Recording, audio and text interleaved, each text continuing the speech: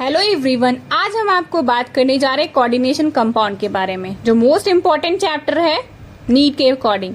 यहाँ देखें, जैसे क्या है कि मैंने कोई एक कॉम्प्लेक्स ले लिया, उसमें क्या है कि Fe है। Fe क्या हो गया? Central metal atom. ये क्या हो गया? लिगेंड हो गया। ये क्या हो गया? कोऑर्डिनेशन नंबर हो गया। तो ये कैसा ओवरऑल है? इस पे चार्ज आपको क्या दिख रहा है? निगेटिव दिख रहा है। सेंट्रल मेटल एटम क्या होता है? ये या तो चार्ज होगा या न्यूट्रल होगा। ये क्या है? लिगेंड है। लिगेंड जो होता है वो भी क्या होगा? चार्ज या न्यूट्रल होगा। ये इलेक्ट्रॉन को डोनेट करने का काम करता है, ये इलेक्ट्रॉन को एक्सेप्ट करने का काम करता है सेंट्रल मेटल एटम। या बाहर में क्या होता है? Coordination sphere. यहाँ देखिए, यहाँ ये वाटर के साथ रिएक्ट कर रहा है। क्यों? ये सॉरी, वाटर के साथ रिएक्ट नहीं कर रहा है। क्यों नहीं कर रहा है? क्योंकि यहाँ पे कोई कोऑर्डिनेशन स्फीयर नहीं है। लेकिन यहाँ पर देखें कि यहाँ पे कॉन्ट्राइन है। कोऑर्डिनेशन स्फीयर के बाहर यहाँ पे कॉन्ट्राइन प्रेजेंट नहीं है, लेकिन यहाँ कॉन्ट्राइन प्रेजेंट है। तो कॉन्ट्राइन प्रेजेंट होने की वजह से ये आयनाइजेबल होगा और ये नॉन आयनाइजेबल होगा। सेंट्रल मेटल एटम जो होता है मोस्टली डी ब्लॉक एलिमेंट या फिर इनर ट्रांजिशन एलिमेंट होते हैं। लिगेंड जो इलेक्ट्रॉन को डोनेट करने का काम करता है। लिगेंड बहुत तरह का होता है, mono, by, poly, Aamby. Aamby मतलब दोनों तरह से अटैक करना होता है। अब हम आपको बात कर रहे हैं कुछ और इम्पोर्टेंट पॉइंट की बात, जैसे कॉम्प्लेक्स आयन जो होते हैं या कोऑर्डिनेशन एंटिटी, ये दो तरह का होता है, एक पॉजिटिव एक निगेटिव हो सकता है। ऐसा नहीं कि न्यूट्रल नहीं होता, न्यूट्रल भी होता है, लेकिन मोस्टली पॉजिटिव और निगेटिव ही दिखने के लिए मिलता है आपको। Central metal ion neutral representation, जैसे यहाँ देखें, यहाँ 4 क्वेश्चन मैंने पूछा है कि कितना बाहर कॉन्ट्राइन है? 3 बाहर है। कोऑर्डिनेशन स्फीयर कितना अगर पूछ देगा तो 6 है। जो लिगेंड से जो अटैच होता है उसको कहते हैं। ये नहीं कि यहाँ पे एक ही लिगेंड दे रखा, दूसरा दे रखेगा तो उसको ऐड नहीं करेंगे। मतलब NH3 4 है, वाटर 2 है, तो वाटर अगर 2 अगर कोऑर्डिनेशन मतलब नीचे रहेगा तो उसको हम ऐड नहीं करेंगे, दोनों को ऐड करेंगे।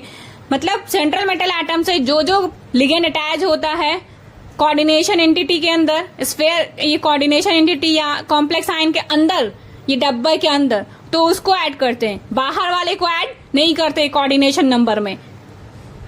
ये ध्यान रखने वाली बात है। अब कोऑर्डिनेशन एंटिटी पॉजिटिव है या निगेटिव है? ये 3Br- निकल गया तो ये पॉजिटिव हो गया ओवरऑल। और कोऑर्डिनेशन ये अगर पूछेगा कितना आयंस कॉम्प्लेक्स का फॉर्मेशन हो रहा है, तो यहाँ देखें 3Br- और 1 के प्लस, ये पूरे कॉम्प्लेक्स के पास CO के पास +3 जाएगा, तो कितना हो जाएगा? ओवरऑल जो हो जाएगा वो 4 हो जाएगा।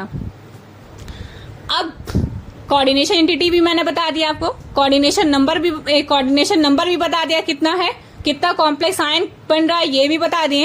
ये 4 पॉइंट हो गया। ये आयनाइजेबल है वाटर में कि नहीं है?